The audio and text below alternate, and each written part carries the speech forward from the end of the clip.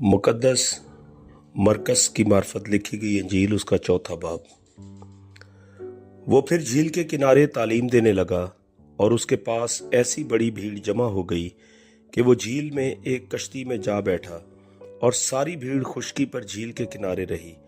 और वो उनको तमसीलों में बहुत सी बातें सिखाने लगा और अपनी तालीम में उनसे कहा, सुनो, देखो, एक बोने वाला बीज बोने निकला और बोते वक्त यूं हुआ कि कुछ राह के किनारे गिरा और परिंदों ने आकर उसे चुग लिया, और कुछ पथरीली जमीन पर गिरा जहां उसे बहुत मिट्टी न मिली, और गहरी मिट्टी न मिलने के सबब से जल्द उगाया, और जब सूरज निकला तो जल गया और जड़ ना होने के सबब से सूख गया। और कुछ झाड़ियों में गिरा और झाड़ियों ने बढ़कर उसे दबा लिया और वो फल ना लाया। और कुछ अच्छी जमीन पर गिरा और वो उगा और बढ़कर फला, और कोई 30 गुना, कोई 60 गुना, कोई 100 गुना फल लाया।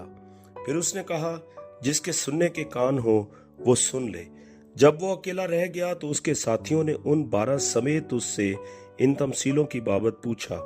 उसने उनसे कहा कि तुमको खुदा की बादशाही का भेद दिया गया है, मगर उनके लिए जो बाहर हैं सब बातें तमसीलों में होती हैं, ताकि वो देखते हुए देखें और मालूम न करें, और सुनते हुए सुने और ना समझें, ऐसा न हो कि वो रुजू लाएं और माफी पाएं।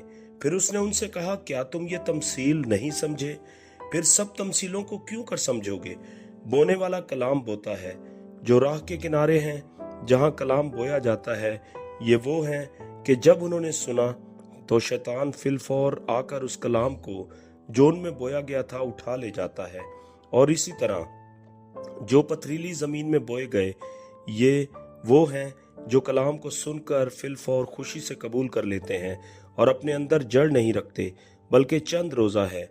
फिर जब कलाम के सबब से मुसीबत या जुल्म बर्पा होता है तो फिलफौर ठोकर खाते हैं। और जो झाड़ियों में बोए गए ये वो हैं जिन्होंने कलाम सुना और दुनिया की फिक्र और दौलत का फरेब और चीजों का लालच दाखिल होकर कलाम को दबा देते हैं और वो बेफल रह जाता है। और जो अच्छी जमीन में बोए गए, ये वो हैं जो कलाम को सुनते और कबूल करते और फल लाते हैं, कोई 30 गुना, कोई 60 गुना, कोई 100 गुना। और उसने उनसे कहा, क्या चिराग इसलिए लाते हैं कि पैमाना या पलंग के नीचे रखा जाए? क्या इसलिए नहीं कि चिरागदान पर रखा जाए? क्योंकि कोई चीज छुपी नहीं मगर इसलिए कि जाहिर हो जाए, और पोशीदा नहीं हुई मगर इसलिए कि ज़हूर में आए। अगर किसी के कान सुनने के हों तो सुन ले। फिर उसने उनसे कहा, खबरदार रहो कि क्या सुनते हो।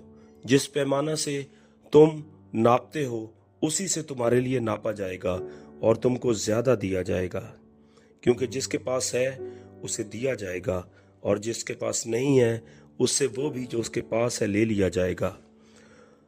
और उसने कहा, खुदा की बादशाही ऐसी है जैसे कोई आदमी जमीन में बीज डाले और रात को सोए और दिन को जागे, और वो बीज इस तरह उगे और बढ़े कि वो ना जाने।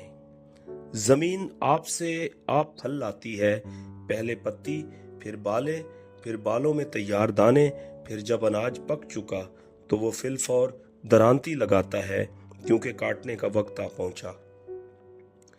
फिर उसने कहा कि हम खुदा की बादशाही को किस से तशबीह दें और किस तमसील में उसे बयान करें?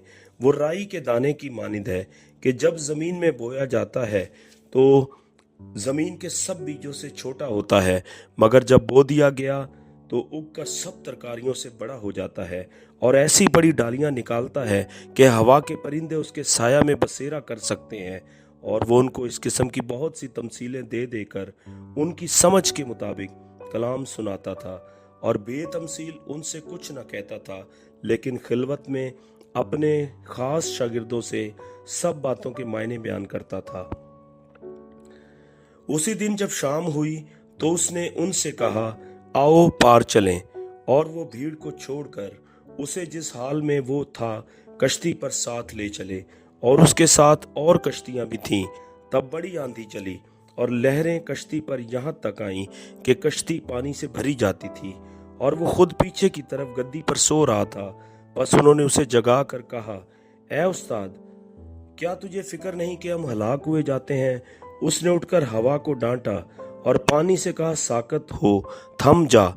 बस हवा बंद हो गई और बड़ा अमन हो गया। फिर उनसे कहा, तुम क्यों डरते हो? अब तक ईमान नहीं रखते? और वो निहायत डर गए और आपस में कहने लगे, ये कौन है कि हवा और पानी भी उसका हुक्म मानते हैं।